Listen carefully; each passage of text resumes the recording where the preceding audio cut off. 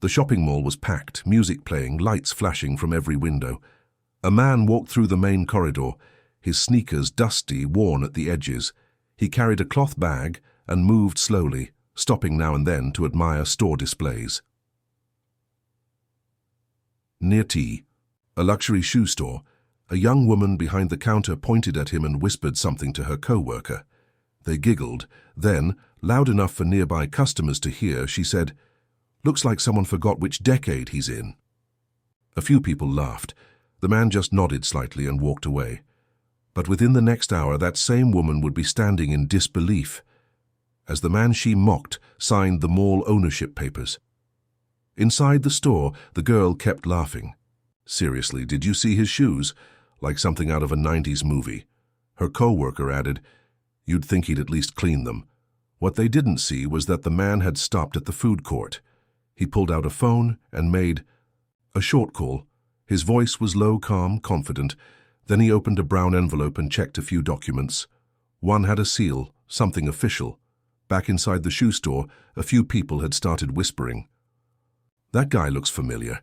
The girl rolled her eyes. Sure, probably another broke actor. What she didn't know was the mall's director was on his way, and the man with the dusty sneakers wasn't done yet. 20 minutes later, the mall director walked in, flanked by 2 security guards. They moved directly to the food court where the man waited. They shook hands. "Mr. Reeves, we've prepared the documents you requested. Everything's in order." The man nodded. "Let's do it now." The director didn't ask questions. They walked together toward the management office. At the shoe store, the young woman noticed the guards walking past. She laughed again.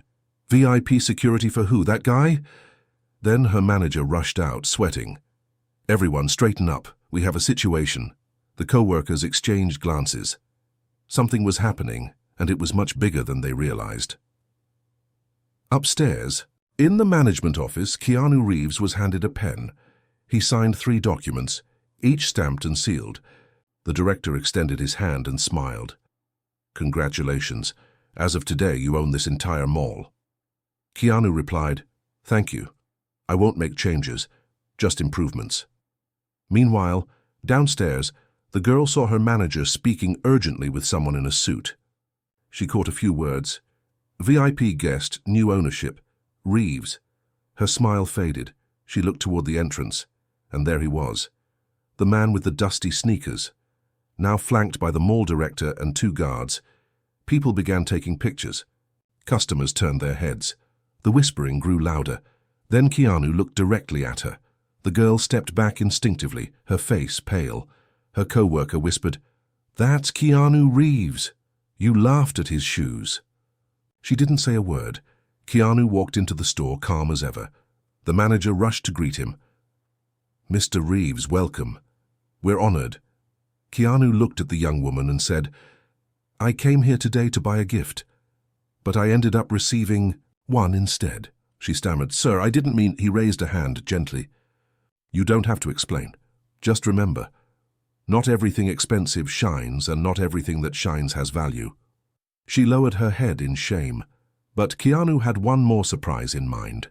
He turned to the store manager. "I'd like to purchase 10 pairs of shoes. Any design, any price." The manager nodded eagerly. "Absolutely, sir." Keanu then turned to the same girl. "You'll choose them.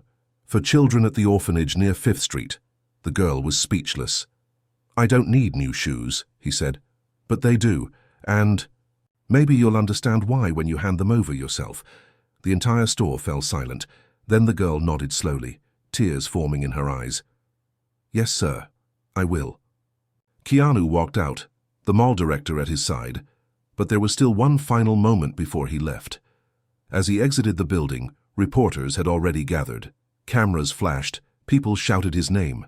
One journalist asked, "Why this mall, Keanu?" He smiled slightly. "Because kindness doesn't need a stage." He stepped into a waiting car and disappeared into traffic. Inside, the young woman looked at the box of shoes she was now packing for children. That day she learned something that no luxury brand ever sold. Humility walks quietly, but leaves deep footprints. If this story made you think, then subscribe to our channel and hit the bell icon.